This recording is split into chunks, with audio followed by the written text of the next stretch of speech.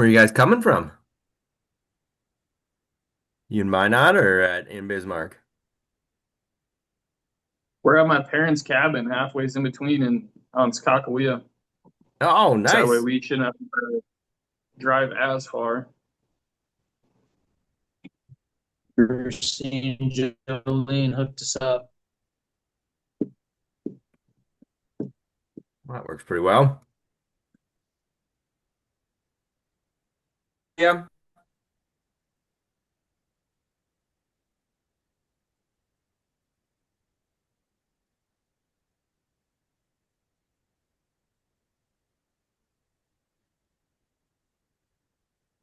Should we get her started, Lydia?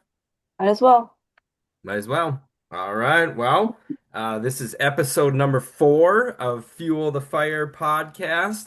Um, Podcast brought to you by the North Dakota Instructor Society. Um, Today we've got Devon Beehler and Austin Burns that are going to join us, talk more about instructing and what they've been doing in their respective departments. We've got some questions loaded for these guys, so I'm assuming that they are going to run the show pretty much. I'm just going to be here to facilitate and keep things moving. But I'm ready to have a blast with these two. I've known Austin since what? 2013? Is that when you started in Minot?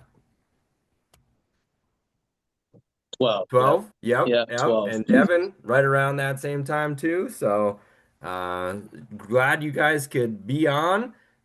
Looking forward to talking a little bit. Why don't you guys just give us a quick introduction? How long you been in the fire service, where you're at, what you're doing, things like that.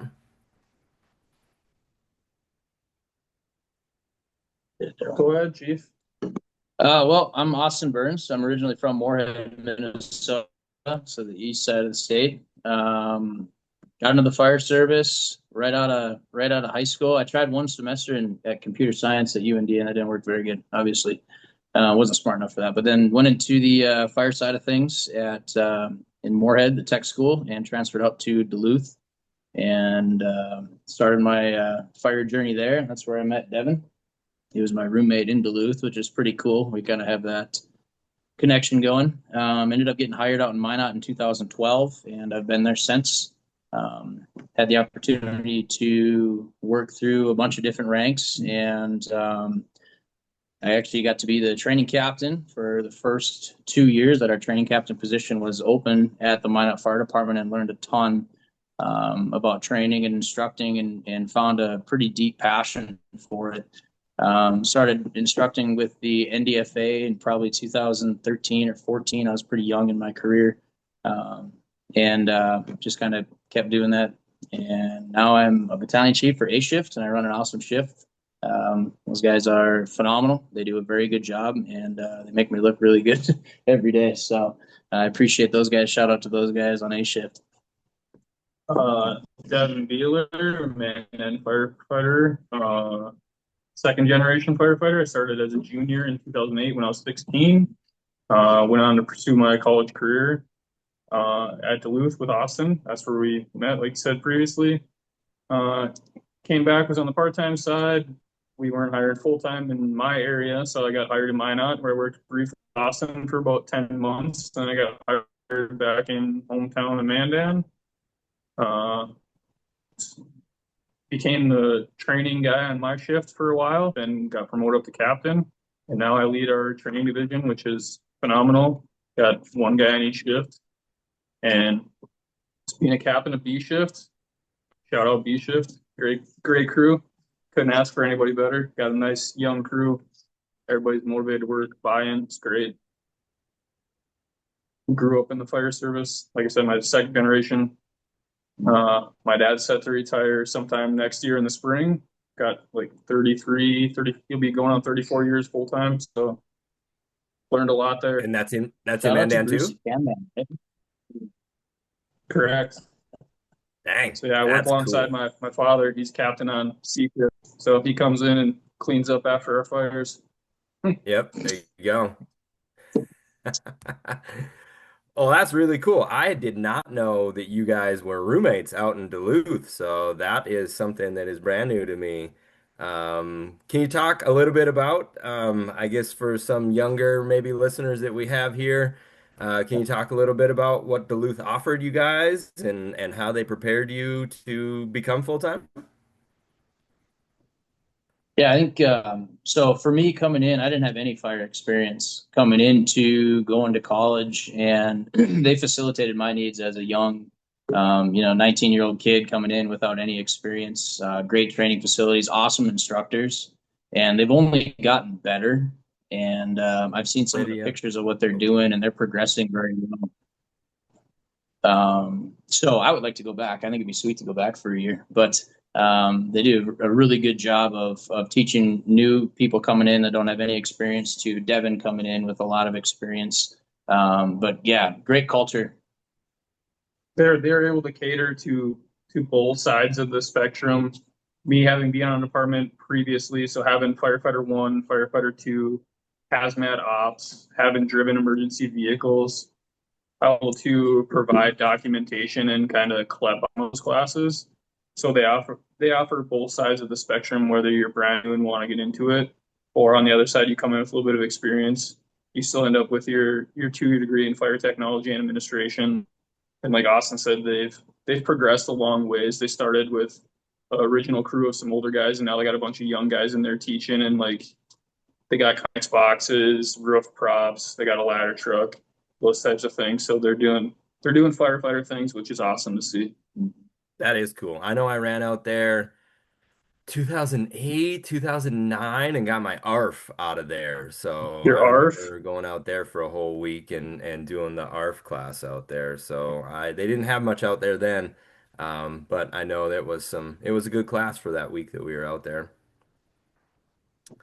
yeah, and then the college experience out there. So some of our instructors were also teaching firefighter one to some outside departments around Duluth, and then Oh, they conned me and Austin into coming in and helping teach and do some acquired structure burns and those types of things. So Austin and I were able to burn every other weekend for a couple months in actual acquired structures, and like you can't beat that training. Having no. the ability to go in and burn down some of these places and get 1 or 2 rooms rocking and a stretch in line. You lose it. Yeah. Yeah. So it was a great experience. Minnesota's pretty wild like that. I didn't know that until just recently, but they do a lot of acquired structure burns out there. So anybody that's listening here from the Minnesota side, get with your local departments. And I know M State out of Moorhead, they were just out in Barnesville maybe somewhere this weekend and had a good raging live fire. They had their level one, level two going on. So that is there. You're right. There is nothing better than being in an actual structure to see the fire flow or the flow path, to see growth, to see all that stuff. So that live structure training is invaluable in my opinion. Mhm. Yeah, we were fortunate enough to be able to go out and help teach those level ones and twos and smaller departments where the staffing quite there. So we got a lot of burn time. Yeah. Learned a lot of lessons, got a lot of heat, a lot of smoke, that's for sure. Yeah, that's really cool. That's really cool. So I know, Austin, you said you led the training division in Minot. Can you kind of talk about that a little bit? You started pretty much. I remember we had a plan. We had a good game plan of training and everything like that. Having one person take over, I think really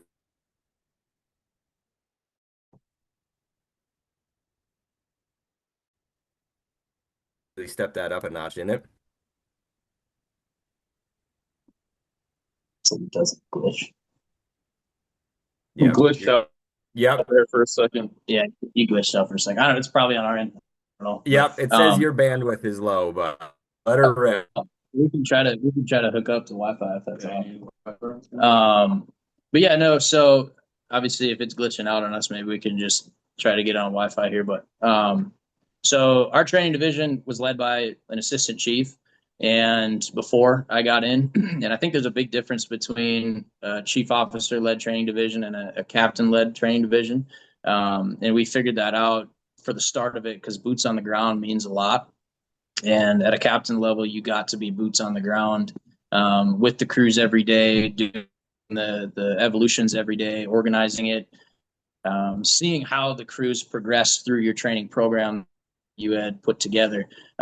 If I was going to that I did everything perfect, I would be completely lying, right? So some of the programs we implemented, we had changed and we progressed and moved on. But it was awesome to be boots on the ground with these guys from the fruit academies to officer development. It was great utilizing your training facility as much as possible and just getting after it. But there's definitely a difference from taking a chief officer out of the office to do their tasks and putting them on a training facility to having that captain there, which your sole purpose is to be boots on the ground. And you're not pulled in so many different directions. And we were definitely fortunate to have that opportunity. Yeah, it's really tricky when you still have to run calls and write reports, and it doesn't seem like it's always able to put the necessary time and effort into some trainings when you are getting pulled in different directions. So having that position is really awesome for a department that can make it happen for sure. Devon, kind of sounds like you are still on shift, but still doing the same thing. You guys got um, three different, one on each shift is what you were saying? Yeah. So we have one person on each shift that's in charge of training, and then as a training division as a whole, we're a combination departments. We still have twice a month trainings for our part-time staff as well. Nice. But through our training division, we run our full-time academy in conjunction with Bismarck Fire. They've been great to work with. So we kind of hire around the same time and we do a joint academy, kind of like you guys do in West Fargo, Moorhead area.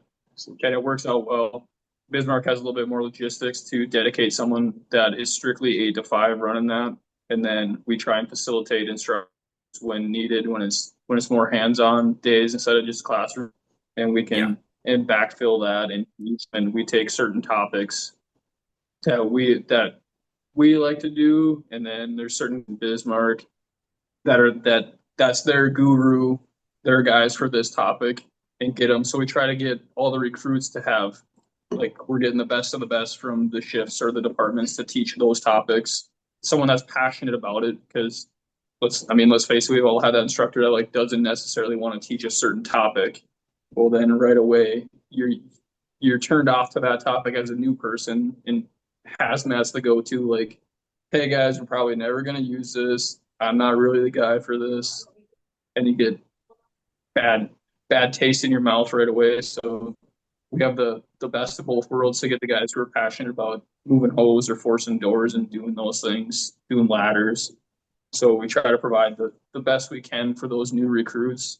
And like Austin was saying, boots on the ground, and that's your main focus. Like, that's where you start your buy-in process right away with someone who's brand new to the fire service. Like, these guys are squared away, they're dedicated, they're passionate about it, and like get that buy-in from the start, and then Yeah, continue to for build the sure. I process. couldn't agree more. Yep. Yep. That's super cool. Are you guys there? Yep. Yeah. Hey, let me try to hook up the Wi-Fi. Get that Okay. password. Just get it Yeah, up. 10 it and do that. Let's see if that's a little bit better.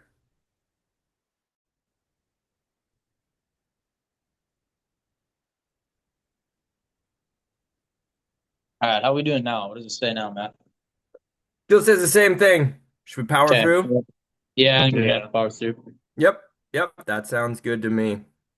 Um, so like usual, we kind of come up with a few questions together.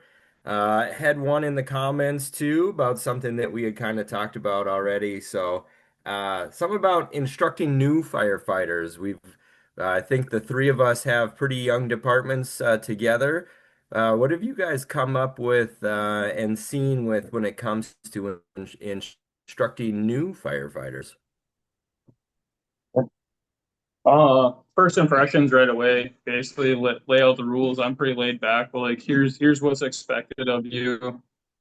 Um, Try and find an informal leader inside that group within the first few days. Somebody usually is going to stick out as someone. Maybe pull that person to the side. You have a conversation like, "Hey, someone with some experience, fighter experience, is usually somebody in the academy. Um, they're going to be that informal leader on that side, and that's a big help. We do team leads every week, so like somebody throughout that academy is going to be in charge that week. They're going to be in charge of splitting up the crews, who's doing what, those types of things. And then you can try to get the buy-in from them all together and then work as a whole. Like I said, set up those goals and expectations. Here's what we expect you. We're going to work you guys hard on these certain days, these certain topics. You guys are going to get plenty of breaks. At any point, if you guys have questions, feel free to stop. Like we're open, not super military based, those types of things, but try and get that working relationship with those guys and like why we're here and what the purpose is of the fire department. Like usually everybody loves the fire department, so like let's continue that and show what that looks like as a leader from our side, and then get the buy-in from those guys at the informal leaders or those groups and continue to work through that process. Yeah, I think the biggest thing is selling your culture of your organization. So, when you start day one, the first thing is they're judging your department, right? And they're going to remember your first training officer, your first captain, probably more than they're going to remember a lot of their different situations in the fire service, right? Because you They're remember gonna that remember first that day. academy. What's that? You say he They're gonna remembers his remember first that step. academy. Yeah, exactly. And I Yep. think you can embed your culture, your positive culture and positive influence of your organization in those firefighters right away. Start that process right away. Make them understand why we're here and why we're doing the job that we're doing, right?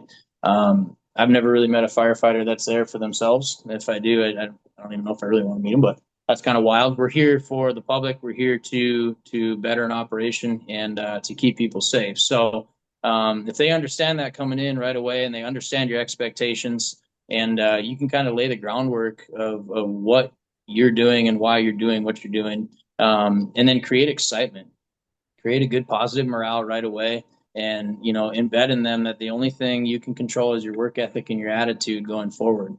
And especially in a probationary firefighter role, if you control your attitude and you show up with a positive attitude and you control your work ethic and you work hard every single day, you're going to be successful in this career.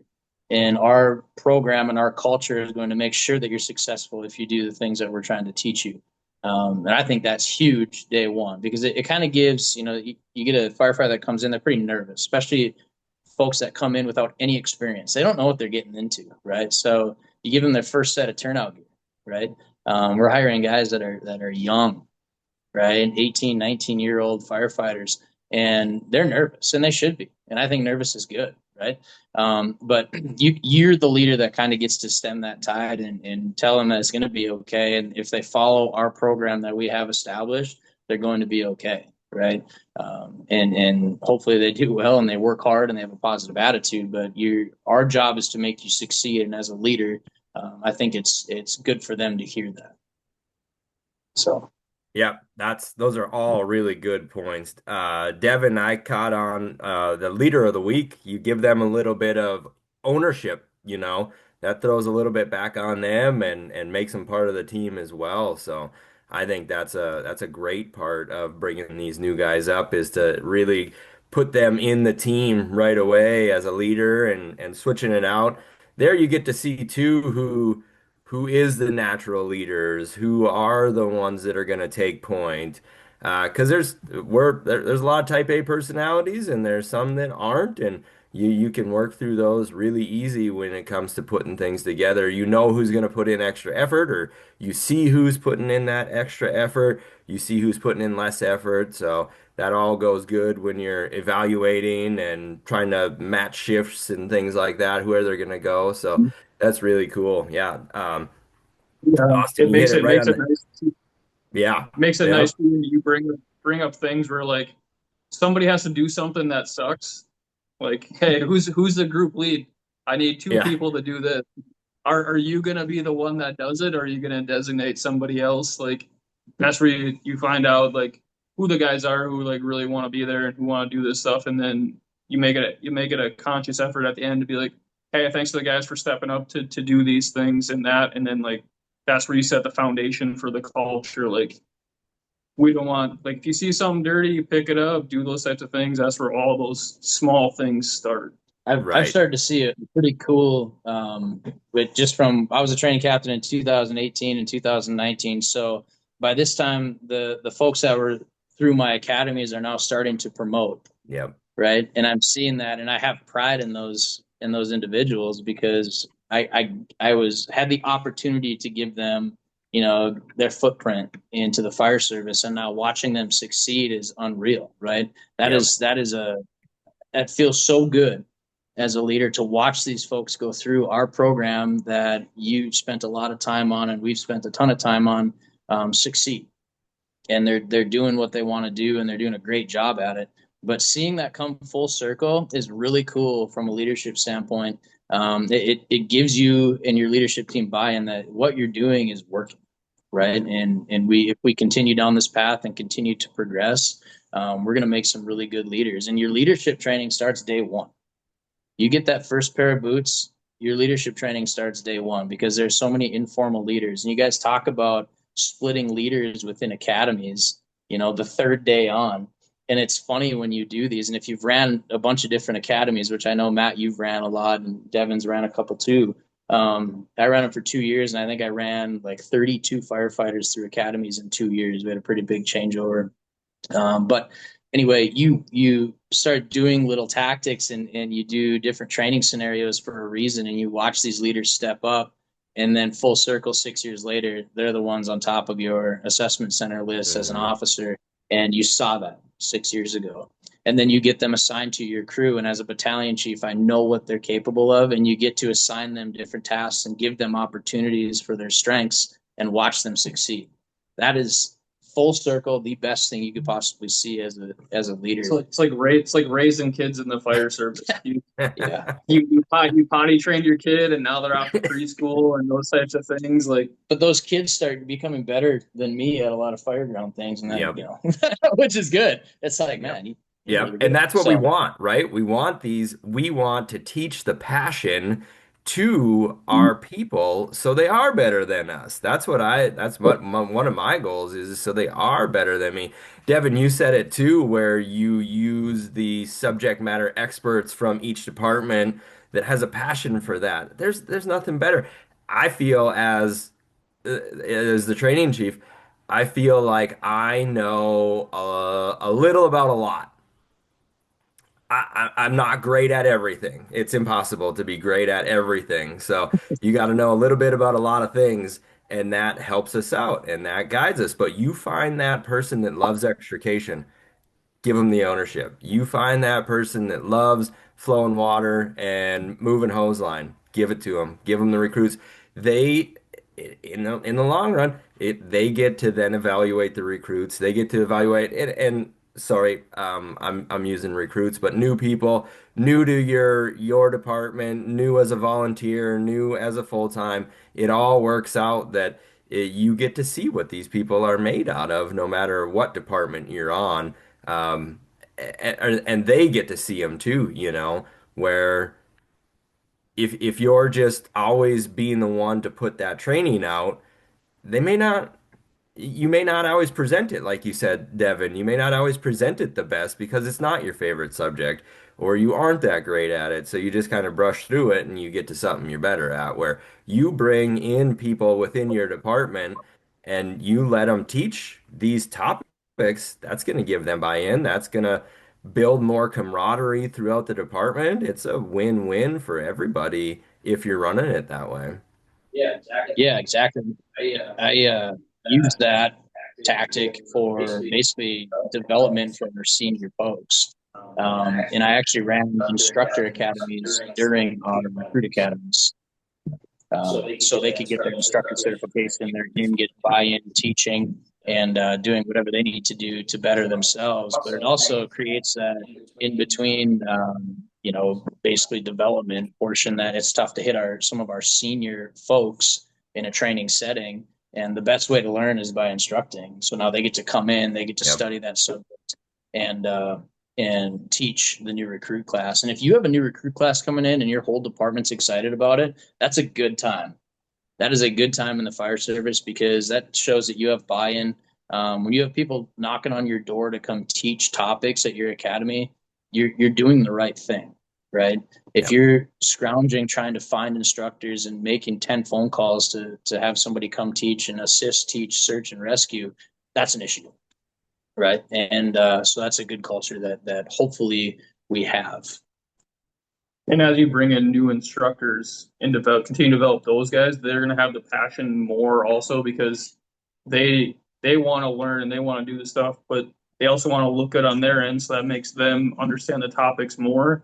So you're tying everything in all the way from the new person to the 3 to 4 year guy, the 10-year guy, because they're out there helping and they see everybody moving and busting ass and doing stuff. It gets everybody involved in the process.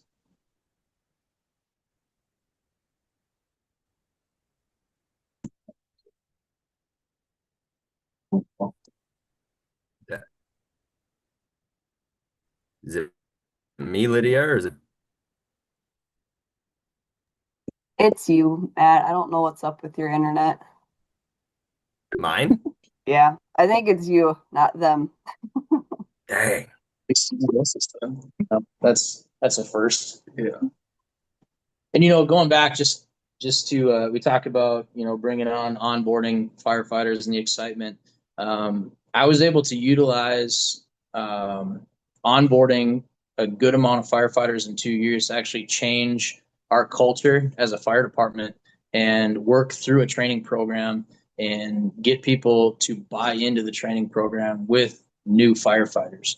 In 2 years, like I said, I think we trained and onboarded. It was close to 30 firefighters in 2 years. And with that, if you're training those 30 folks the correct way and to a positive culture that you're trying to implement throughout an organization, for us, that's half your fire department. So if you start them day one and do that for 2 years, in 6 years, those are your senior people, your officers, your operators, and they started with that culture. So we completely changed the culture from the bottom up. And it was a really cool process, a lot of work, a lot of time and dedication, but it happened. And we're trying to move in the right direction, but And That's really cool. that's how you implement a lot of changes. You start with a new recruit class and moving forward, this is the process we're doing and this is how we're going to handle things. And now a couple years down the road, that's the only thing these guys know. Yeah. And it slowly phases out some of those other guys who may not be bought into that.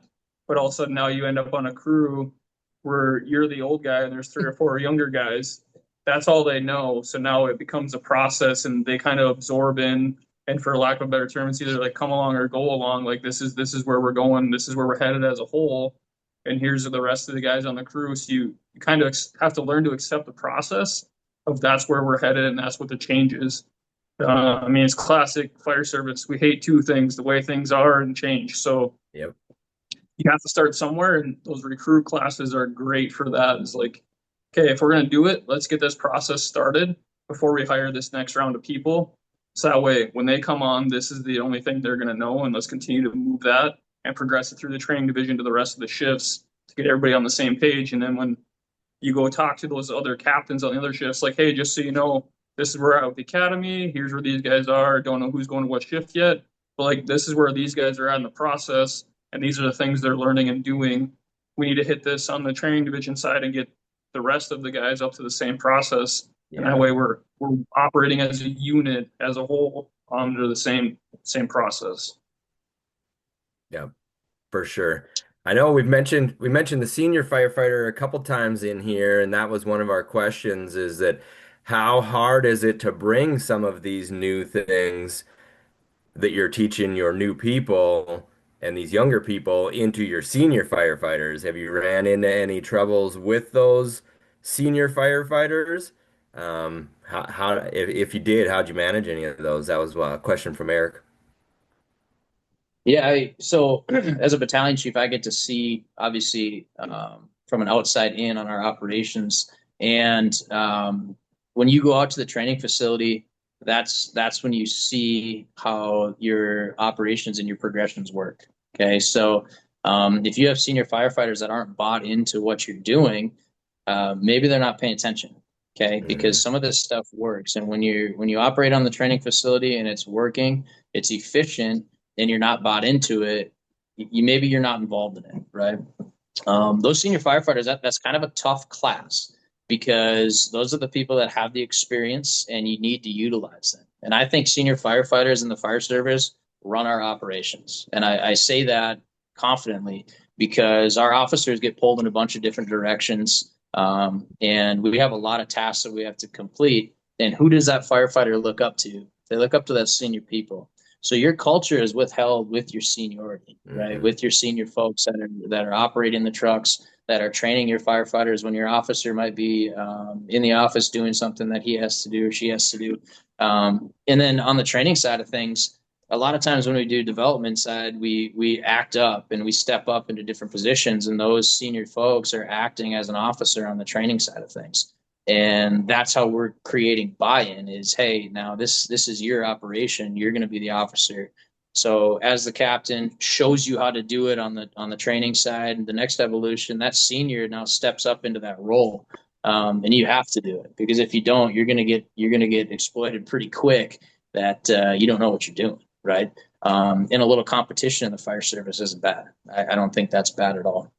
But keeping those folks involved, letting them train and run the trainings, give them opportunities to organize trainings, right? And keep them involved in your program creates buy-in. The best thing for us and the best thing that I've seen is when you go to a fire scene and everybody's on the same page and your progression and your training and your tactics that you've kind of changed throughout the last 5-6 years and they work and you start pulling people out of buildings and you start putting fires out efficiently and you start doing things that we probably wouldn't be doing 10 years ago and they're working and they're efficient.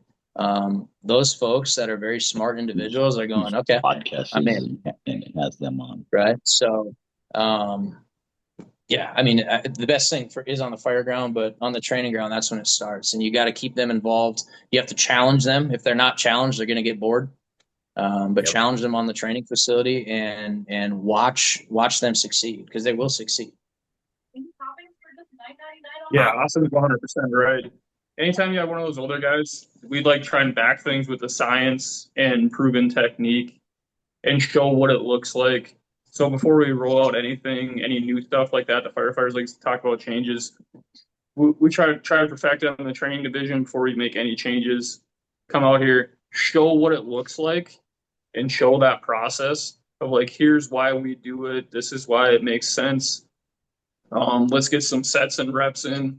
Like I said, once we started moving that progression forward, get a little bit of competition, take a couple of them younger guys, and then could take up the older guys, mix and match. Like, hey, you guys pick your crew. Let's run it.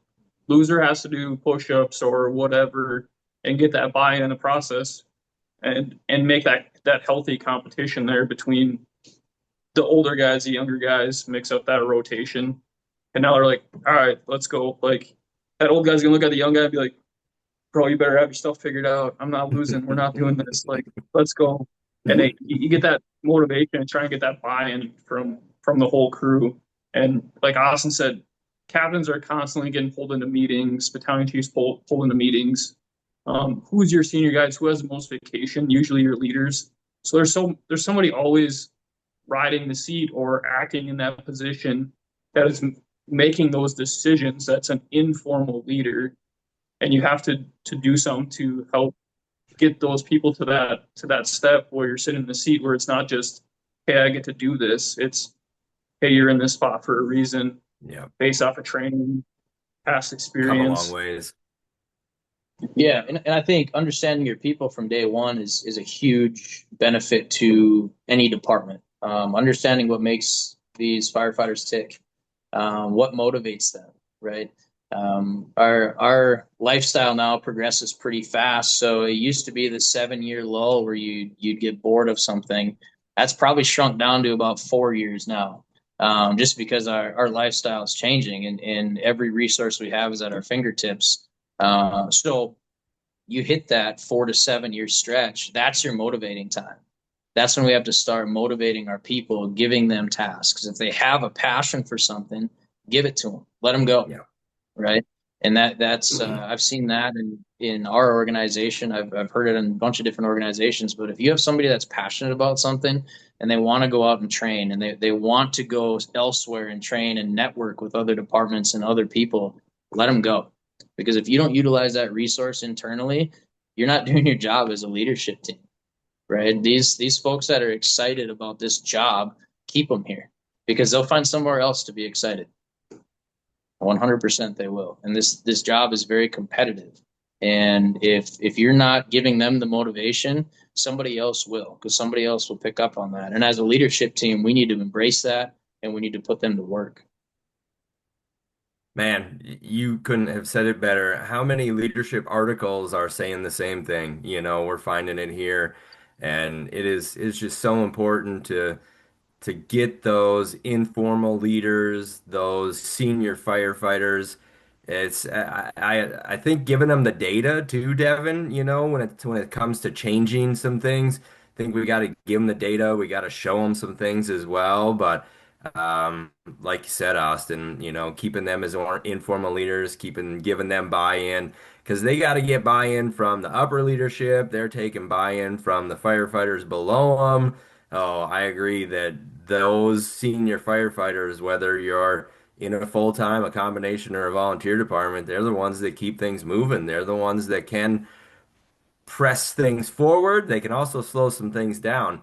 I think every department has those one or two or three members that everything's got to go through. We just talked about this in our class. Like you got to sell these three people on this subject to get it to move. You guys, do you guys see that too? Well, yeah, and the whole thing is the ship's going to sail either way, right? You Yeah, you have yeah, a it you have is. a crew Yeah. of 20, that ship's moving, whether 17 are doing it and three are in the back, and that's just how it's got to be. And naturally, as firefighters, we're competitive and we're Type A personality. Guess who comes along with the ride? It's those Yeah, individuals that you're trying to sell. they Okay. gotta And then come. once you start being successful and they start seeing the successes and like, oh, okay. They might not tell you to your face because they're probably upset with what you're trying to do and the culture that you're trying to change. But it works, right?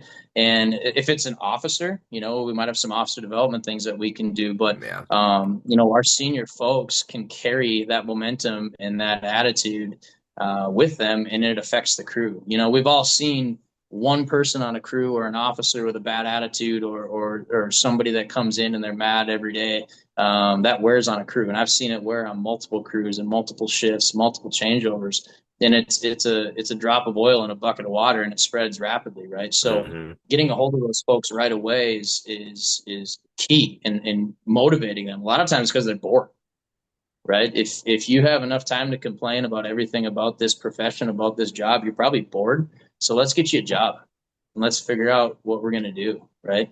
And I'm going to put you to work. And if you don't like it, you might have to go find a different career because I'm going to tell you this is a competitive career because we're here to save lives. We're Yep. not we're not accountants, we're not bankers. We're here to do a job that not a lot of people can do and not a lot of people get the opportunity to do.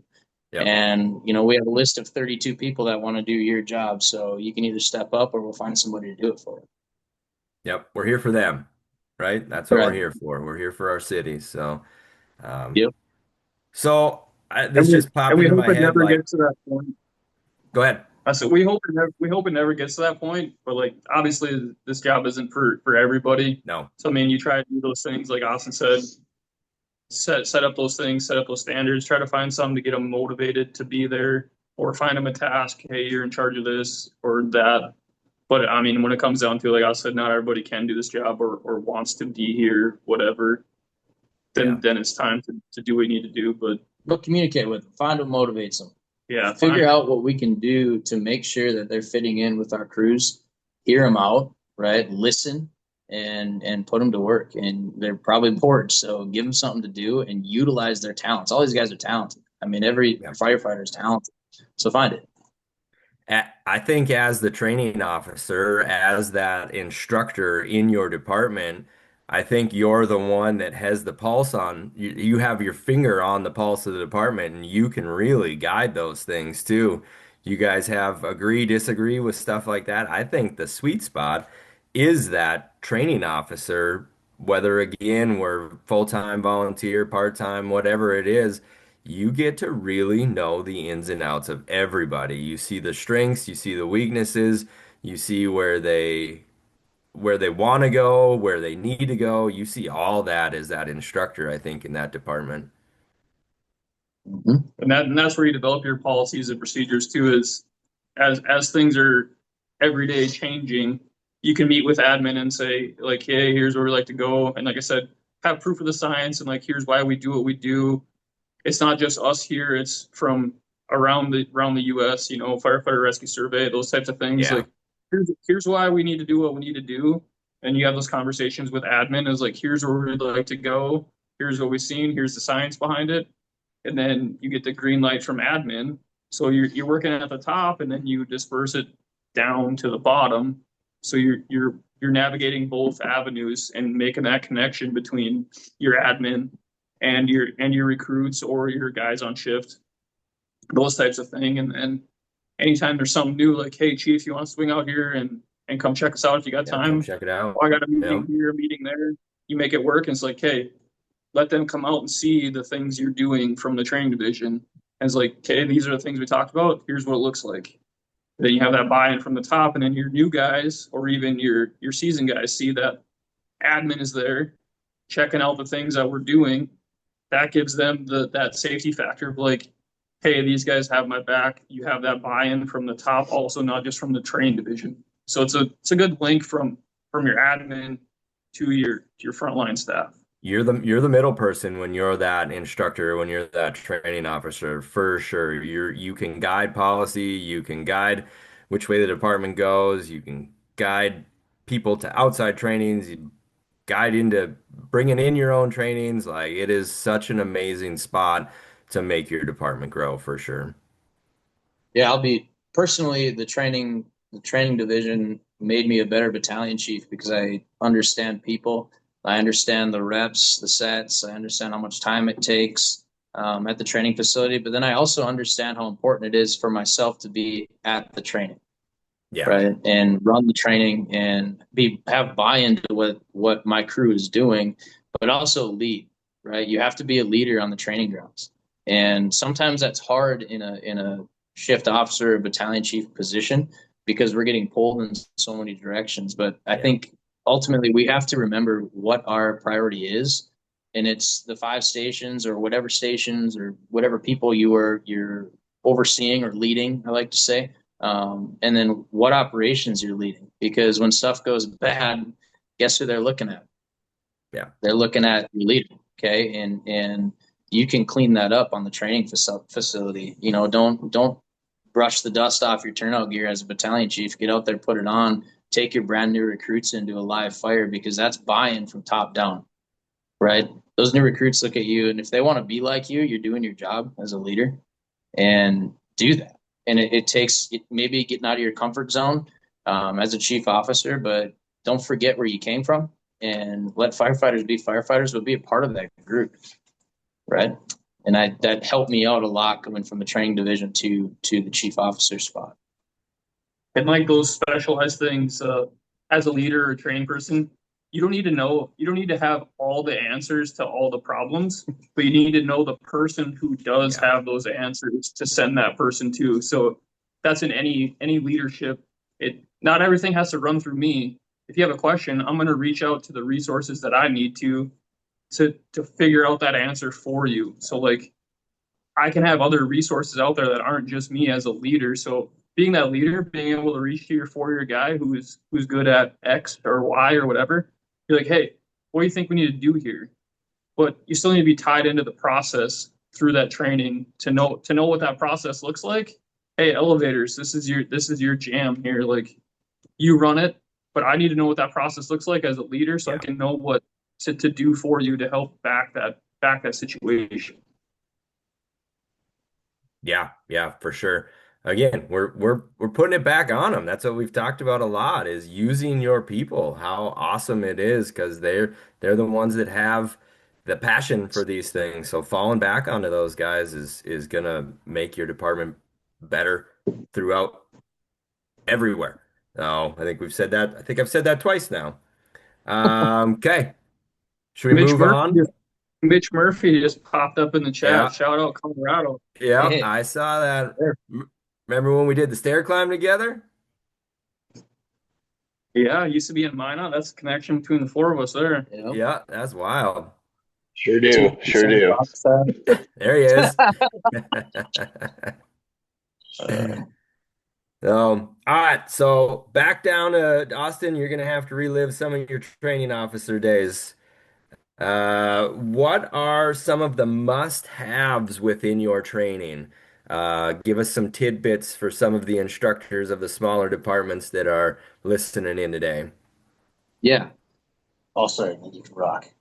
So I'll start by saying I only have full-time experience, and that's a weakness on my part, right? The only part-time volunteer experience that I have in training is at State Fire School, and I enjoy every second of that. When you're a firefighter, you're a firefighter. I don't care if you make money or you show up on your off time. It doesn't matter to me. We all have the same job. We're battling the same battles. But basically, as a training officer, we need to have a goal. Okay, and that goal might be a large outlook or a big 1 year, 2 year, 3 year plan of where we want to be. But then we also have to insert objectives for our training. Okay. So the reason we say that is how many times have you done a training, a company training or a battalion training, and you don't have an objective and you don't really know why you're there, What you're doing. right? And what kind of quality training do we get out of it? It's not very good, right? So I look at objectives and goals as tactics and strategies, right? So your strategy is what you want completed and your tactics how you get there. Okay. So if you have an objective, that's my tactic of how I'm getting to my goal. And my goal might be a 3 year progression on, hey, we want all three of our shifts to be proficient at the booster back tactic to occupy space as fast as possible within 2 minutes of two apparatus operating on scene. I want the fire put out, and I want a good aggressive dry search, whether it's targeted or primary of the structure. Okay, that's a progressive culture of the fire service that we're trying to change to now. I want that to be 3 years implemented, and we're going to be good at that in 3 years. Well, I get to the training facility, and my objective is I want all these companies to understand the purpose of booster back, right? And this is just a broad perspective, but objectives and goals, I think, are key on the training facility because if they don't have a goal as firefighters, why are we here, right? Mhm. And that, like you said, that can be a weakness as well if your goals are too big or your goals Yeah, are too small. full fits on birds end. Yeah. You're gonna lose people. They're gonna be out in the weeds, not knowing what's going on. So yeah, I think that's awesome. Devon? Uh, yeah, so you have the best of both worlds here. You got BC at 5 stations, and then we have combination departments. So our Yep. goals are a little different. So like we have full time training. Our guys do a little bit different things, and we have our part time side. Um, we try to be there to facilitate all the needs, whether you're the brand new guy or you're the full time guy with 15 years experience. It's hard to makes it a little more difficult to set up a training that's going to accommodate both of Yeah. those guys and not keep one guy bored while the other guy's like way overwhelmed over his head. So you got to find that happy medium. So we try to set up scenarios and trainings where, hey, over here you guys can work on the individual skills. Like you can go work on the door prop if you want. We can go work on hose handling and this. I have an instructor set up over there for that. Over here, we're gonna mix and match. You guys pick your own crews. We're gonna run evolutions, pull the hose off the truck. You're gonna force the door, give a size up, go in, do a search, stretch a line, do all that. And you kind of work with the instructors and keep that process flowing. So that way they're able to hit all their goals and stuff. And then we can put it all together and then mix and match those older guys with the younger guys, get those people through, see what it looks like, get the sets and reps in for everybody. Because it's hard to take that guy who's super motivated and there for 10 years and wants to be challenged. And then you Yeah. have somebody there who's been there for 6 months and he's only been to 3 trainings. To get them to operate on the same level is not going to work. So to set up those trainings makes you gotta have something for both and then try and tie it in together. And we usually like to end it somewhere with like, hey, this group over here, you guys pick your best three, you guys pick your best three. Like I said, competition, make it a little friendly there, make it work out. And that usually you get the buy-in from the folks. And then even some of the older guys are like, okay, some of the captains, hey, let's go. We're doing Yep. this. Like, let's get the crew, Push let's get rocking. everybody. Yeah. And I think on a bigger, like looking at the bigger picture, we're trying to implement a new plan this year in 2026 that really focuses on good, efficient company standards working into a multi-company drill. Okay. And I think drilling is good. Drilling is part of your evaluation. Your Yeah. company standards are your basics. And this job is 90% basic. And I've seen when things go bad, we're bad at the basics, Hmm. right? They call it EMT basic for a reason, right? And we're all doing basic things. But just like on the fire service, the fire side of things, 90% of our job is basic. And I've watched, 15-year firefighters struggle at tying a halyard on a ladder. Well, why is Hmm. that? It's because we're not doing it consistently, right? I just researched Scott Thompson out of is it Colony? Yep. Yeah, Colony. I just read his PDF that he had out. Captain Gillis shared it with me. He's a progressive dude. He's a dog. He's one of my guys. But so I just read that, and he has a lot of good things in there, and it's a lot of things that we're doing. He words them different, and he implements them, and he implements them hard. And do you think Minot Fire Department is going to be like the Colony? No, it's not. Different area, different buildings, different firefighters. Can we strive to take some of their good things and implement them? Absolutely, we can. Right. But that's one thing that they're focusing on is company training, working into multi-company drills, and it's almost like a progressive system, right? So you're getting your basics in at your company side of things, and you're working towards more advanced tactics, advanced techniques later on in your multi-company drills, but you're putting it all together. And I think that's healthy, right? And I don't know about you, Berg, but I've probably done, I don't know, 5% of my calls I've needed to use a technical skill that I've learned somewhere else other than your Fire 1 and Fire 2 operations, right? There's Yep. very few calls that you need that super, super specialized technical experience. And it comes down to the basics. And where we struggle a lot in the fire service is the basics. And tying back to our senior people, they haven't done it in a while, right? And so a Yep. good company standard program keeps those folks continuing to do those basic tasks, and they do it until they can't get it wrong. And that's what we should be focusing on.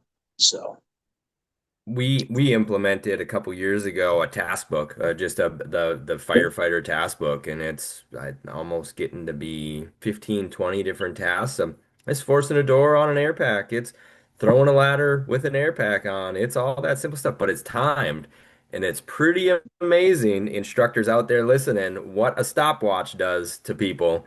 I think it's Mike Tyson. He says everybody has a plan until you get punched in the mouth, and it seems like that fits perfectly that everybody's got a game plan on what they're going to do, but as soon as that training officer is holding that stopwatch and hits it, it just goes right out the window and they start doing whatever they want, whatever makes sense. But yeah, we implemented that a few years ago and it's been awesome just to keep hitting on the basics. And I think that's key in every single department. You get into those wilder scenarios where you're making stuff up and adding things that you'll probably never see or something like that, you're gonna lose people or they're gonna have their eyes are gonna be bigger than their abilities, at what they're gonna be able to do if they're sometimes it's just the easiest task wins. So what about realism? You guys, do you guys add quite a bit of realism when it comes to training? I try to throw in, let them use their thermal cameras, let them use everything that they're gonna on the truck. Don't take away anything from them. I found that to be really a good learning lesson, and that they get to take all that stuff with them. And it's my job, I feel, as the training officer, to try to set trainings up as real as possible so they can use all their equipment. Oh yeah, for sure. So anytime as an instructor you're setting up a scenario, you have a broad idea of like where they're gonna go with somebody or where they're gonna take somebody out a window or where they're not gonna go, whatever. So you try to set it up like that, and then a crew can come in and they start doing something that you didn't think of or didn't think ahead of. You just have to let that play out. And if you want them to achieve a certain skill or do a certain process, You have to let that evolution play out and then change Yep. up, fix whatever scenario you had to try and get them to do that thing. But you Yep. can't stop them from doing stuff like, oh hey, this door is not in play, or you can't go Yep. out this window. That develops training scars real fast. And we've had conversations about this before. Austin and I talk on the phone at least once a month for a couple hours, but we talk about these things and training scars and doing stuff, and you're not allowed to use your flashlight. You're not allowed to do Yeah. this, whatever. That kind of stuff is an absolute You killer. you drag a victim out and then you just drop them on the front porch like, hey, Yep. no, we're not doing that. You're responsible for that patient until someone else can provide EMS care, do those types of things. But training scars are the big one that we're trying to get rid of. So we're not just doing things just to do them. We're going to run it all the way out. So when you drag that dummy out, or sometimes we use real victims, you take that person out, that victim out down the ladder. That's your Yep. responsibility until somebody else is there to take over that patient care. So we're not just dragging them out the door. No, we're getting them away from the building, start providing patient care, do those types of things. Try to make it as realistic as possible, because when something happens and it hits a fan, you're going to fall back to what you know. You're not going to rise to Yeah. the occasion to be a hero. You're going to fall back to the things you're doing or the things you know. And Yeah. if the only things you know is what you've been taught in the training division, and we're holding those people back from doing those types of things, that's the only thing they're going to know. Yep. And we can't have that when it comes to people's lives and people's mentalities. Like there's only a couple handfuls of people in the entire city who could put an air pack on, and come in to get you. Yep. A lot of these other calls, cops can go in and slam the Narcan and do the CPR and do those types of things, but there's only us on the truck that are going to be able to come into a fire and do those things. So we have to continue to do our job to the best for those people, and setting our guys up for success starts at the training and doing those things. So if you have those scars, you're only going to be as weak as that. Yeah, going back to the reality of it, if you are unrealistic, you're going to be unsuccessful on the training ground, and that doesn't breed a healthy training program. Okay, so are we going to run into weird things? Absolutely, but when you start putting together these different drills and different scenarios, if they're realistic, we can accomplish the goal. Yeah. Right. Yep. And we want to win. We want to win on the training facility. Right. Do we want to lose sometimes too? Yeah. Yep. I always tell my folks when we're out there and somebody makes a mistake and it's like, oh man, like you tripped when you pulled that hand line. What are you doing? And I stop and I'm like, hey, there's a reason that the city of Minot was nice enough to build us this facility. It's so we can mess up. Yep. This facility was built so we can mess up here, and then when the real deal comes into play, we don't mess up. Yeah. So embrace those mess ups, right? And if you have a realistic training and you're failing at accomplishing your goal, maybe we need to come back and Yep. reset our objectives and get those folks where we need to be. Yep. Right. And that's kind of your evaluation portion of it during those drills. But yeah, keeping it realistic. If I'm piling 10 patients in a house in a single family, and I mean that's difficult for one crew to go in on a search and start pulling 10 patients out. Could you come up with that one day? Yeah, you could come into Right. that. Yep. But like on the training facility, training side of things, we're focused on tactics and try to make it as realistic as possible. I think as that instructor, you are able to discuss more when people fail. I think you're able to grow your people when there is some failure. So failure is okay. It is okay to be that first person. It is okay to just give it a try. And we teach that to our recruits too. Step up. If you're nervous, just do it. We'll walk you through it at the end. We'll make everybody better by a failure. If everybody does it right every single time, that's great. But are we having the discussions of where each person can improve? Maybe something that works for me as a littler guy doesn't work as well for you as the big dude, so and vice versa, things like that. So that failure in training, I believe, is important. I every once in a while like to throw somebody to the wolves and make sure that there's a little bit of a struggle here and there. just to have talking points too, just to keep the conversation moving and keep working on things. But that's not always healthy to make them fight through it on the first one. Nobody's going to want to be first, but keeping those failures positive, I think, is really important as well. Yeah, and I think those corrections have to be professionally taken care of, Yeah. right? And this isn't you're not going to sit there and complain about it, and really ride somebody hard. No, Um, no. you have to be professional about it. It's part of the development, right? I think the best thing on our training side of things is when I mess up, because I mess up constantly, and that's how I learn as I make mistakes. Yep. Case in point, we had a bailout drill, and I hadn't bailed out of a window in a couple years, and well, we were hooked up to a belay line, obviously, so we didn't fall out of the second floor window. But the class, one of my firefighters, Mike Ross, was teaching the class, doing an awesome job, and I hooked my hook, and I completely didn't listen to what he had to say, apparently, and did a terrible job, and basically was hanging out of a window, and I had to rehook my hook into the corner of the window. Well, guess who the only person to do that was that day? That was me, right? Everybody else listened, did a good job. So, I mean, it happens, right? Like we made It mistakes, does. and you gotta be humble about it. And it's like, hey, I obviously messed up, and guess what I did the next time? I did it better. But it's just funny when they're looking at you and they're looking up to you, and you go do it to prove that this is an important training, and then you completely mess it up. Yep. So good on me, I guess. Yep. And Talking points. 90% of the time when people make mistakes on the training grounds and those types of things, as an instructor, you follow that group out of whatever you're doing and you go have your conversation. You probably don't really need to be hard on those guys or girls. You can say, "Hey, how did that go? Like, what did you guys think of that?" And they're 90% of the time they're gonna be like, "Yeah, that was terrible. That Yeah. was bad." Okay, Yep. so like, what do we need to work on? Yeah. They know the answers Yeah. most of They'll the give it to you. time. They know the answers. So like you let them pick up on their own faults or what they did wrong, and then you let them provide the solution.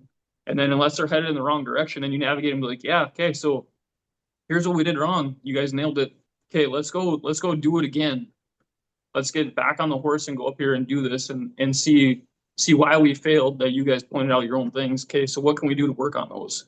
And give Yeah. them a little bit of tips and tricks and some advice, and then let them run it again. Yep. That's awesome advice. Awesome advice. All right. To the question I asked you guys the other day. Thought of this standing on the training grounds. If you could train on one thing the rest of your career, what would it be? What is your passion? What is both of yours go to the one that you've built your bases on? Oh God. I would say search. Like I Yeah. said, we're the only group of people that can put on an air pack and go in and find somebody. That's what we're here for, is for the people, right? Houses are able to be rebuilt. We're life safety, property conservation, incident stabilization. Life safety is number one. That's why we're here. We're going to find your grandma, your kid, whatever, whoever's there. That's why we occupy that space. That's why we're in that building, is for life safety. So like you can't beat it up enough, whether it's searching off a hose line, whether you do vent enter search, you do a ladder initiated search in the second story, go beyond that door, conditions allow it. That's what we have to train for, is number one, is life safety. That'd Yeah. be my go-to. Yeah, that's a tough one. I'm gonna go. This is gonna be weird. I'm gonna say managing a mayday. Ah. So, and I think you can put a couple different twists in that. Whether your operations on Rick or going to one of your own, being able to efficiently problem solve and get your own out, to sitting in the command rig and being able to run a mayday Yeah. situation. I think you can go start to finish on that. Everything in Mayday Rick training that we do, they're basic tasks until you find that firefighter, right? And now we're working on our own, but we have air management issues, we have injury issues, and we got to get these folks out, and they need to go home to their families, and that adds a little bit of stress, right? And I think if you could focus on one thing, managing a mayday, I think your entire fire operations will be a lot easier, right? If that makes any sense, just thinking, Yeah. sitting here in Yeah. a Smaller problems, bigger problems. yeah. Captain to PC. Well, right. But I mean, from operations, the start of a mayday and to the end of a mayday, I think that would be one of my focuses. The worst day on the fire scene, being able to manage it and take care of the problems. Yeah. I was standing next to my co-instructor Brett when that popped into my head, and his was incident command, and just the choreographing of all the units and all the group supervisors and the tasks that need to be done. That was his choice, is incident command, and I thought that was a great answer too, because you can get into a lot of depth, like you said, Austin. You're got to know where to send people to search. You got to know where the fire is. You got to think about ventilation. There's all these different tasks, these boxes that as the incident commander you need to get checked off. And it's you choreograph it, You're the Yeah. one you're not in there doing it. You're not telling them Right. what to do. You're not micromanaging them. You're just making it all happen, giving them the right units in the right spots. So Yeah. that was Brett's choice. I'm lower. I'm with Devon. I still like flowing water, moving hose. I like putting the fire out. That's the stuff Hey, that together we make a good team. yeah, We we'll got get it everything done. taken care of. How's that? Yeah, and It's the three. IC is one of those IC is one of those things when it runs super smooth, you don't really notice it. But when someone's Yep, running IC who's not that great at it, it's yep. very It's noticeable and hard. a detriment to Yeah. you get those guys who are blowing up the repeater and constantly on the radio, those types of things. Like But that and going, this is off topic, but and I'm very passionate about incident command because that's my job now. But that command presence is huge. You Yeah, show up, that's your scene, that's your building, those are your people, and treat it like it. yeah, Right? The seriousness is there. But study it. If you're a bad incident commander and that's your job, you better do some studying because there's a lot of people every single day that count on you. Not only the citizens that you serve, but the people that work with you every day and put the same uniform you do on. They expect you to come in a calm demeanor, solve the world's problems, and do it professionally. But you have to have that command presence to show up and take it, right? And how many times in the fire service do we show up to a scene? And it's like, hey, who's in charge here? yeah. This guy. Show up and take it, and that breeds a good culture of officers that hopefully will replace you one day, and you get to train Hmm. to replace you because that's our entire job as an officer is train your replacement. But show them on the fire ground that you're not messing around, and this is your job, and you're going to be good at it because it's a very important job. And why I said managing a RIC is that's what I was thinking, right? Like you Yeah, have to managing. manage that. And as an incident commander, I have to know where every single person is on my fire scene because we all know the percentages of saving our own. They're inside the building doing work, Yeah, yeah. They're the right? ones And that are so in it. now we need to go transfer whatever they're doing in their operations, if it's strategically possible, to get them on top of our firefighters. And when you train on that and you train on the facility and you do it at the training grounds, you're going to do it in real life, right? And when we set up these training scenarios, we might throw a mayday in. And guess what we do? We manage it and we manage it Yep. professionally and we take care of the problem, right? That firefighter never dies in training, right? And we succeed in it and we take care of it. So Yep. that's what I say. It is a big deal. Yep. Awesome. I thought that was a great question. That was fun. Thanks That's for a your cool input. question. Yeah, that's wild. Yeah, yeah, I was gonna go uh, firefighter basics and just throw the whole blanket over everything, yeah, but then I yeah, didn't. yeah. I didn't want to be that good. Gunch has got one for you, Devin, here on the chat. Ask Devin how he trains firefighters to run command at fires. so I have a unique shift. I have the youngest shift in our department. So my seniority, I have anywhere from like 5 to 3 years. Hmm. So I try to rotate all of those individuals through the front seat, but that comes with training. So we go out and we run scenarios, and whether that be you're taking command initially when you arrive, and you're linking it with your operator to facilitate your resources. So you're still going to be in charge, but you're reaching out to those people like, hey, second dude, this is what I need. or we're going to start looking at ventilation, line up those things, and try and make it a coordinated effort between all of them, so they all get on the same page, but they all have that same opportunity to get that experience and get that training. And we set that up by going out to the training grounds, and I run the dispatch radio traffic, the additional units, and try and track all those things and get those guys to do 360s, Yep. give assignments for second due and third due, and get those out while you're still continuing to do work. And that's a tough task for someone with not as much experience, and that comes with experience. But getting them the opportunity to see that and do that Yeah. makes a lot more sense. So whether it be we have an ambulance staging in the area or another unit that's tying up that radio traffic, that hey, this metro unit is Yeah. here checking in, blah blah blah.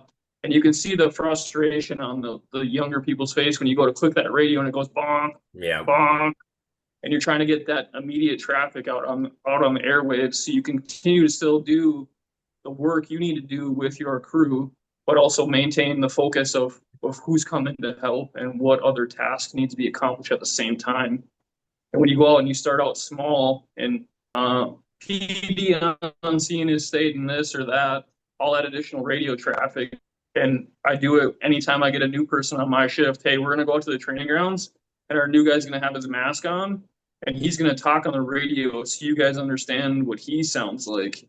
So 90% of any after action review comes down to communication, right? Like, hey, why did you do this? Well, nobody told me otherwise. Yeah. You always have that back and forth, and communication is 90% of every training. When we go around and we do after action training, whether we do one after every fire, whatever, it's always the communication. So like, you can't beat up that ability to talk on the radio or the ability to not talk on the radio. When to talk and when not to talk. Let's Yeah. not tie up the radio for things we don't need to. But like, that all ties into that command process. Austin can't do the things he needs to do out in his BC rig. If you got some guy yapping about pole and ceiling and we need to do this and do that, that doesn't work. He's gonna be like, bro, quit. Yeah, Let's Yeah. go. and they're called benchmarks in the incident commander world, right? So we have a benchmark. When you get to a fire floor, give me a can report. When you get to the seat of the fire, tell me when there's water on the fire, right? Yeah.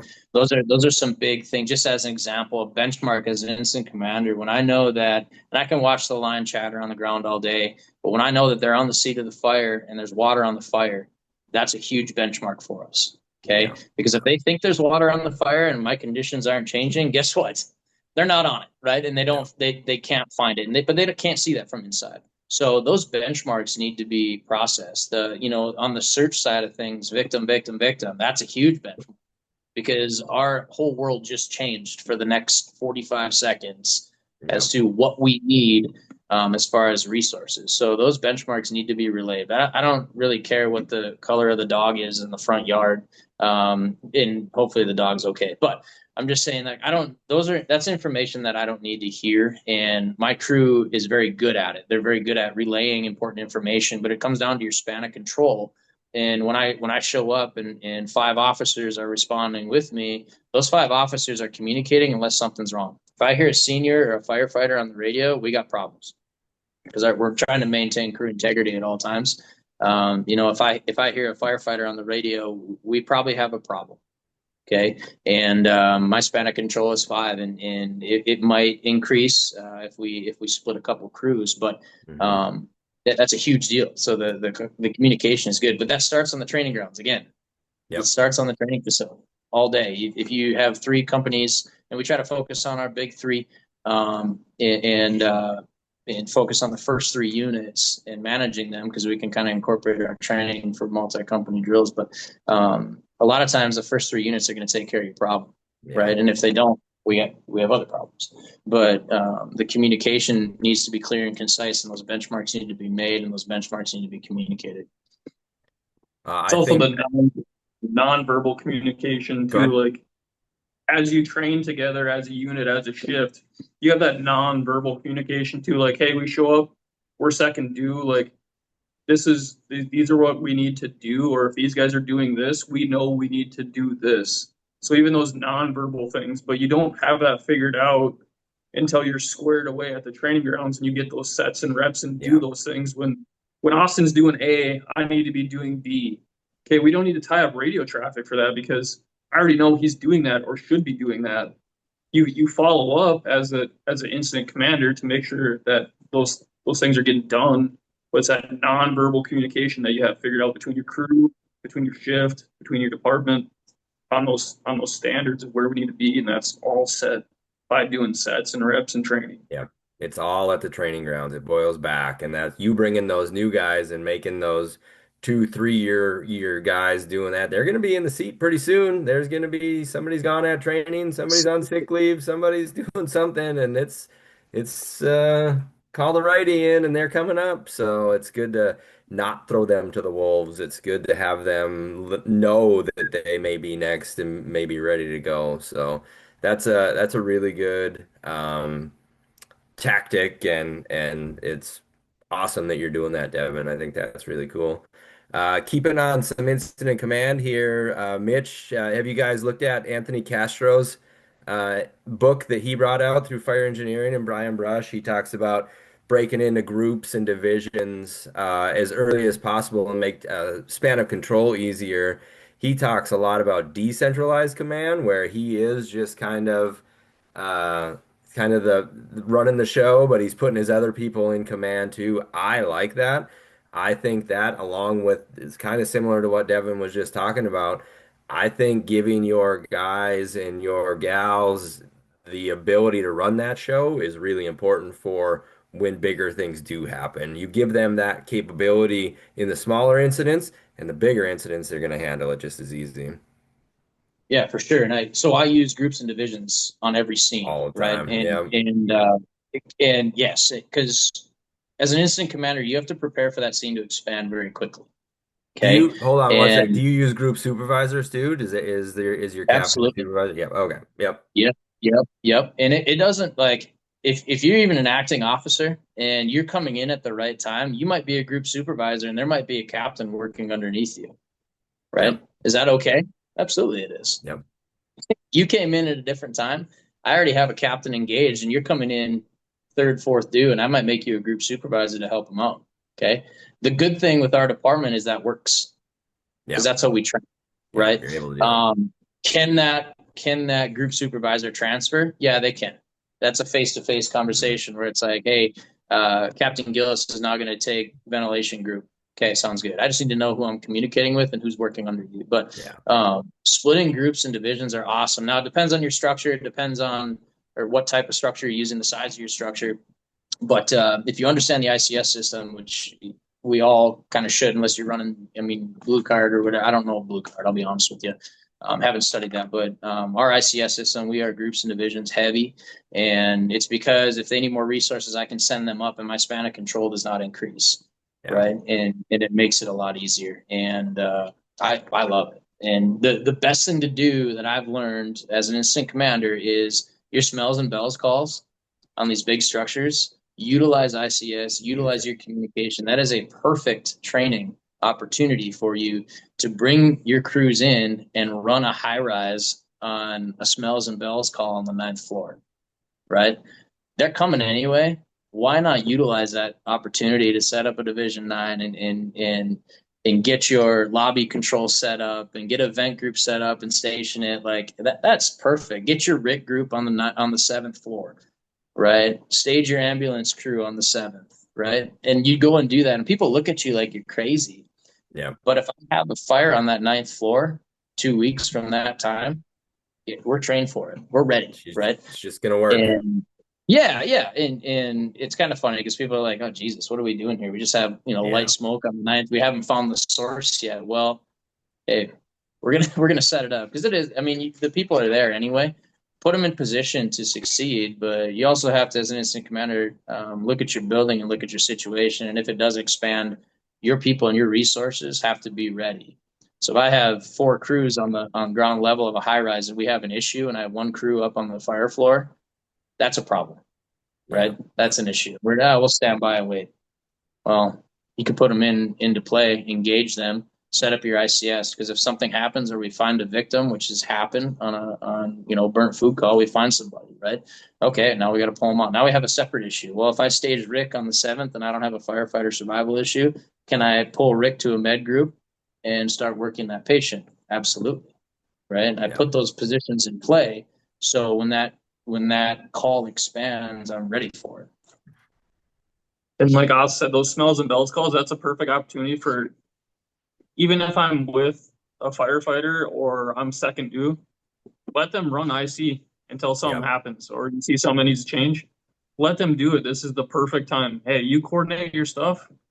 I'm just here to help if you need me. That's a perfect opportunity to have a training environment for that person to run all the stuff. And you just say, hey, what about ventilation or this? Oh, Yep. like they know they might just need a prompt, but Yep. like let them do it. That's a perfect opportunity to do it and run it in more of a realistic environment than just a training. Yeah. And if you don't, guess what? When I'm on vacation tomorrow, they're gonna have to do that anyways. So might as well do it while I'm here. And Yep. that's perfect opportunity. Like I said, the older guys have more vacation. You need to train these people. And I'm not one to withhold any information that I know. I want to pass everything I can down to the next people that are taking that spot. I want to understand. Where you been? Pass it down to the next people that are coming up because that's the future. Those are going to be the people that are working under me.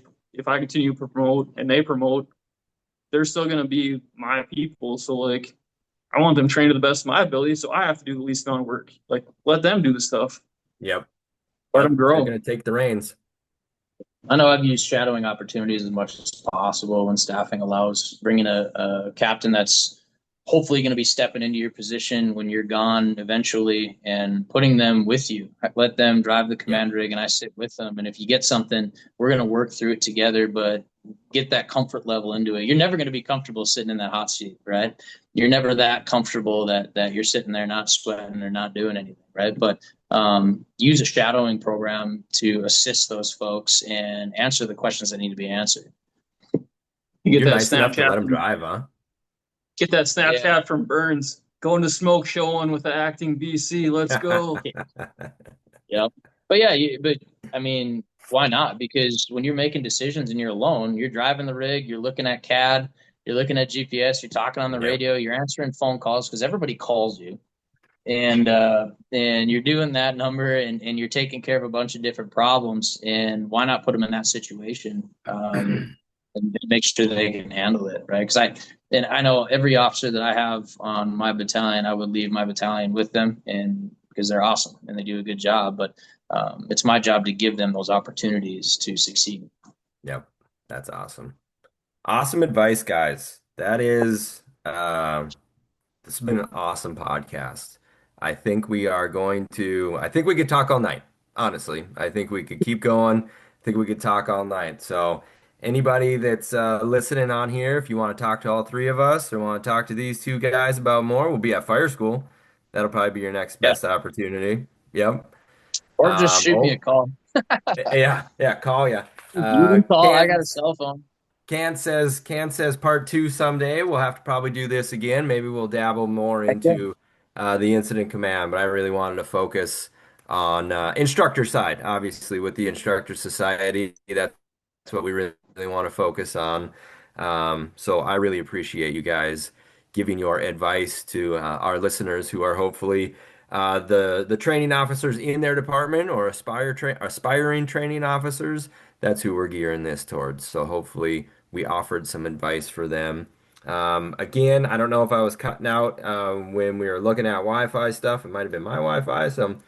But we have the Southeast Regional School coming up in Wapaton. That is the first weekend in November. You can go on the NDFA website and sign up for that. There is still some spots open. Dickinson's hosting a class with Nick Martin. That sounds like an awesome class. Reach out to them and see how you can get signed up with that. Instructor of the Year is still open, so vote on your favorite instructor. That will be announced at the instructors conference. Is that right, Lydia? No, it'll be announced at State Fire School. At fire school. Okay, sorry about that. So the instructor of the year will be announced at State Fire School. The instructors conference is the 6th of December. Get yourself signed up for that. As you saw, hotels at the Radisson are available, and walk over to the venue. And then again, Southeast Regional EMS Conference for those that need some EMS hours is coming up. I believe that same weekend, the 5th and 6th of December. So you can catch some you can catch some awesome training coming up in North Dakota here in the next couple months. There's something a little bit for everybody. So you guys got it. All right, Gunch. Yeah, Gunch wants us to to shorten this up. He's got some hacky sacking to get to. Yeah. Where's the standard? Yeah, yeah, that No, sounds about right. it was great. So, It was great. I enjoyed it. There's nothing better than talking fire with the boys. I mean, we're all out here for the same mission, trying to promote the future of the fire service, continuing that culture. Great opportunity. yep. Thanks for having us. A- Any Thanks for everybody anytime. who's tuning in and asking questions. Um, those are the people that are continuing to follow and produce the culture, whether you're brand new or you're a seasoned vet. Thanks for tuning in. It's a great Yeah. opportunity. Yeah, thank you. And I think, we look at all these fire instructors and fire service leaders throughout the nation, but if we put a microscope on the state of North Dakota, we have some unbelievable firefighters, fire officers, and fire instructors just in our state. And don't be afraid to utilize the Instructor Society and utilize the folks that we have next door, right? Yep. And utilize the people. Make a phone call. If you have questions, make a phone call. A lot of people are hesitant to pick up the phone. We can walk you through a lot of different things, right? Yep. So utilize our people. The state of North Dakota is awesome. And yeah, thank you, Bird. That was awesome. Thank you, Lydia. Yep. Okay, guys. Thank Thank you you. for nominating us to be on the Yeah, podcast. yeah. Thanks, Yeah. Cans. Yeah, that was Voluntold. Cans. I was Cans. sweating the whole time. And we went way over our time. I just looked at the clock. Sorry Well, about that. we had some issues. We had some Wi-Fi troubles. Hey, So problem solving. That's the fire service in we general, did right? it. I mean, we just had to solve some problems. Yep, we did it. Adaptability, one of the core values. Right? Yep, that was cool. Keeper of the podcast, Lydia, you got anything to offer? Nope, that's all I had for you guys, unless you guys have anything. Nope, that was The real, cool. the real boss lady keeps Right. everything running. You're gonna throw this on YouTube and the Facebook again? Yep, I'll probably get it up there probably tomorrow. I'm gonna go to bed after this, so Yep, I'm not gonna that work on sounds it good. tonight. Yep. So All right, yeah, guys. I appreciate you on here, Lydia. Thanks for setting everything up. That one was awesome. Thanks, guys. Yeah, Yep. thank Thanks for the you. opportunity. All right, talk to you later. See ya. Yep. Bye.